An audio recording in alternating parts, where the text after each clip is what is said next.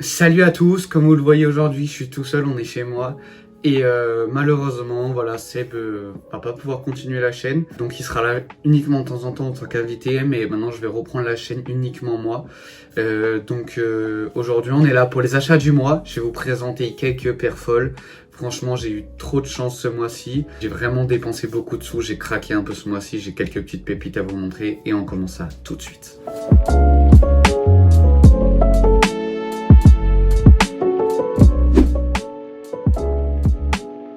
Donc, on commence par mon premier achat du mois, qui était tout simplement une petite paire de Dunk Low, que je vous ai présenté également en IGTV sur Instagram, donc je vous laisse aller checker si c'est pas fait déjà. Donc c'est une petite paire assez sympa, qui va peut-être bien passer pour cet été, je pense. Je pense que c'est une petite paire sympa que je vais rock. Donc j'ai eu beaucoup de chance. Je suis passé à JD Sport et coup de bol, ils avaient la paire. Malheureusement, ils avaient plus que du 44 et moi je fais du 45, donc c'est un peu compliqué. Je sais pas encore si je vais peut-être pas la revendre à un des abonnés. Donc si quelqu'un passe par là et est intéressé par la paire de Dunk, je la vends prix retail, donc 100 €. Il n'y a pas de souci. Venez sur mon vintage, je vous le mettrai en description. Et je la vends que 100 € si c'est quelqu'un qui connaît la chaîne, il n'y a pas de souci. La Dunk Low a été designée en 1985 par Peter Moore pour les équipes universitaires de basketball. La Dunk Low Hyper Cobalt est sortie le 12 mars 2021 au prix de 100 €. On continue avec une paire vraiment incroyable. Il s'agit de la petite Jordan 1 High University Blue. Donc c'est une paire que j'ai réussi à avoir en accès exclusif sur Sneakers. C'est une paire incroyable les amis. Franchement je kiffe la paire. Elle est d'une qualité incroyable. Et je vais vous en dire tout de suite un petit peu plus sur l'histoire de la Jordan 1 pour commencer. Donc le modèle est sorti en 1985. C'est le premier modèle que Jordan a sorti. À l'époque, il voulait pas signer avec Nike, c'est ça qu'il faut se dire. Jordan ne voulait absolument pas signer avec Nike, il n'était pas fan du swoosh. Mais de base, il voulait signer tout simplement en fait pour Adidas. Et son manager l'a convaincu de signer pour Nike. Il a signé pour Nike pour tout simplement 2,5 millions de dollars sur 5 ans. Les conditions qui ont été posées tout simplement pour pouvoir signer ce contrat entre Nike et Jordan, ça a été que Jordan devait être élu Rookie of the Year 3 années de suite. Et il devait marquer tout simplement une moyenne de 20 points par match. Il faut savoir aussi que les paires à l'époque devaient être assorties aux couleurs de leur maillot. Et Jordan malheureusement n'a pas respecté ça avec le premier coloris qu'il a sorti en Jordan 1. La Jordan n'a pas été acceptée par la NBA tout simplement.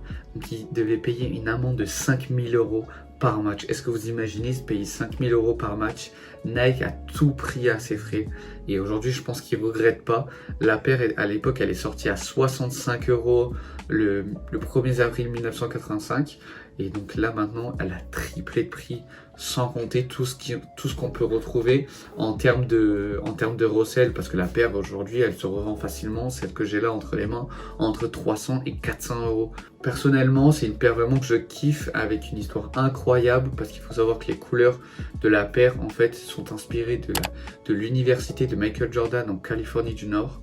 Donc c'est vraiment une paire incroyable. Mais malheureusement, la paire est en 44, je fais du 45. Ça m'énerve, ça m'a fait pareil avec la Dunk. Je passe dedans même si c'est un petit peu serré. Et j'espère en tout cas pouvoir essayer de l'échanger contre un 45 si possible. Si quelqu'un pareil est intéressé en passant sur cette vidéo, il n'y a pas de souci. N'hésitez pas à me contacter, que ce soit sur Instagram, Twitter ou n'importe quel réseau social. Je suis vraiment très chaud pour un échange en 45. Moi ça m'arrangerait énormément. Et franchement c'est une paire incroyable. On est sur un cuir de folie. Vraiment le cuir, j'ai jamais eu une paire avec un cuir pareil. C'est vraiment un truc de fou. Après au niveau des finitions, on a quelques petits points de colle. Je sais pas si vous le verrez sur la vidéo, mais c'est un petit peu dommage. On a quelques petites finitions qui laissent à désirer. Pour une paire quand même qui sort à 160 €, faut se le dire. Hein. J'ai payé plus cher que ça pour des paires, mais 160 €. J'estime que pour 160 €, il devrait y avoir un peu plus de finition correcte. Et en tout cas, après, la paire, elle est vraiment dingue. Quand on file ton pied là-dedans, c'est un truc de fou. Genre, le cuir, il est tendre, il est souple et tout. Franchement, c'est un truc de ouf. Et du coup, moi, c'est pour ça que je vais lui mettre la note de 9. sur 10 tout simplement. Donc je lui enlève quand même un point pour les finitions, mais après en termes de matériaux utilisés, c'est vraiment un truc de fou. On est sur du cuir, mais de qualité supérieure les amis. Il faut se le dire, c'est un cuir de folie. C'est une paire incroyable. Même si ça reste un modèle de Jordan 1 très classique, je kiffe la paire. Vraiment, je surkiffe la paire. Et on va pas trop s'attarder non plus, hein, parce qu'on a quand même pas mal de trucs à voir. La Jordan 1 est sortie le 1er avril 1985 à 65 $. À chaque match, Michael Jordan devra payer une amende de 5 000 € s'il porte la paire. Le coloris est inspiré de l'université de Michael Jordan en Californie du Nord. Donc, on passe maintenant sur des Jordan 5. Donc, c'est vraiment un modèle assez sympa qui est sorti dans les années 1990 à l'occasion d'un match où Michael Jordan a marqué 69 points quand même, il faut se le dire, contre les Celtics, il me semble, si je dis pas de bêtises. Hein. Attention, je suis pas sûr de moi sur ce coup-là. Ensuite, la paire a été designée par Tinker Hatfield. Je sais pas si je prononce bien son nom, veuillez m'excuser si c'est pas le cas. Ensuite, au niveau du design, il s'est inspiré en fait tout simplement d'avions de chasse de la Seconde Guerre mondiale où il y avait des petits requins dessus, ici, pour faire cette partie-là que je vous montre là du doigt. Donc vraiment, c'est hyper quali. Ensuite, en termes de design original, on a la languette qui est réfléchissante. Je sais pas comment ça va s'afficher au niveau de la caméra, mais du coup, c'était très original pour l'époque parce que personne ne le faisait. Et du coup, ça a permis en fait tout simplement de mettre la lumière un peu sur les paires que portaient les joueurs en match de NBA. Et c'est vraiment un truc que je trouve cool parce que du coup, ça permet de mettre l'accent un peu sur les paires que portent les joueurs en NBA. Et franchement, les joueurs NBA portent souvent de très belles paires de baskets. Ensuite, on a ça aussi qui est assez original. C'est un petit truc pour resserrer les lacets tout simplement. Et franchement, je trouve ça assez sympa. Après, on retrouve aussi une petite forme un peu bombée au niveau de la cheville pour en fait tout simplement protéger la cheville parce que personnellement, je joue au basket et la cheville, c'est le pire truc qu'on s'abîme au basket. Pour jouer au basket, c'est cool d'avoir des renforts comme ça. Après, à porter tous les jours, c'est pas ouf, même si je pense que la paire, je la porterai avec un pantalon très large pour pas qu'on voie au niveau de la cheville. Mais après, sinon, c'est vraiment une paire incroyable. Seul petit point faible, on va dire que c'est au niveau du Jordan ici. J'en ai discuté avec quelques personnes qui ont chopé la paire. Et même eux, le logo de Jordan était très mal fait à l'arrière. C'est le seul point négatif que je pourrais trouver à la paire. Même si ça reste pas un de mes modèles préférés chez Jordan, la paire est cool. Les matériaux utilisés, c'est comme c'est un peu moins bien que sur la Jordan 1 parce que vraiment ils ont mis le paquet sur la Jordan 1. Mais le cuir est assez sympa, un peu plus rigide que sur l'autre, mais elle a l'air très confortable la paire. Et je pense que je vais lui mettre un 7 sur 10 parce que c'est pas un de mes modèles préférés. Je suis pas très fan de l'arrondi au niveau de la cheville, enfin du rembourrage au niveau de la cheville. Et après derrière on a le logo qui est pas très bien fait je trouve. Je sais pas si on verra bien à la caméra, mais c'est pas un truc qui est très bien fait.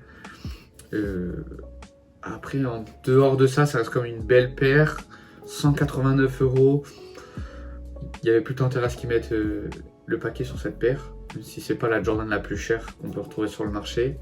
Je la trouve assez cool. Je sais pas encore si je vais la garder ou si je vais essayer de la revendre au prix retail. Je sais pas encore. N'hésitez pas à aller sur mon Vinted. Peut-être que d'ici là, je l'aurai mis sur mon Vinted pour essayer de la vendre. Je sais pas encore. Je sais pas encore très honnêtement parce que là, je suis quand même sur un budget de 500 € pour ce mois-ci au niveau des paires. Et je pense que mes parents ils vont péter un câble si j'en rachète encore et que j'en vends pas d'autres quoi. Et ouais, j'aime beaucoup la paire, mais je pense pas que c'est une paire en fait que je vais rock énormément parce que elle est vraiment mastoc quoi. Je fais du 45, elle est énormissime. La Jordan 5 designée par Tinker Hatfield est sortie le 28 mars 1990. La paire est également apparue dans Le Prince de Bel-Air au pied de Will Smith, mais également au pied de Spike Lee. Et pour finir, vous savez pas quoi? En pleine vidéo, j'ai reçu un petit appel d'un livreur qui m'a déposé un petit bob qui est sorti à l'occasion du Air Max Day. Bon, je dis un peu des conneries, mais le bob il n'est pas sorti le jour du Air Max Day, il va sortir très prochainement, il n'est pas encore sorti quand je vous fais la vidéo. J'ai réussi à l'avoir sur un site allemand et je l'ai pris direct parce que je le trouvais vraiment stylé. Donc c'est un petit bob comme ça, assez classique, un peu large avec une petite sangle une petite sangle pour le mettre autour du cou quand vous en avez marre du bob. Franchement, il est très très très cool.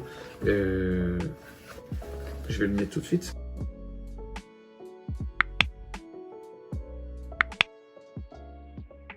Bon, sachez que j'ai aucune idée du rendu actuel, je viens de l'enfiler vite fait.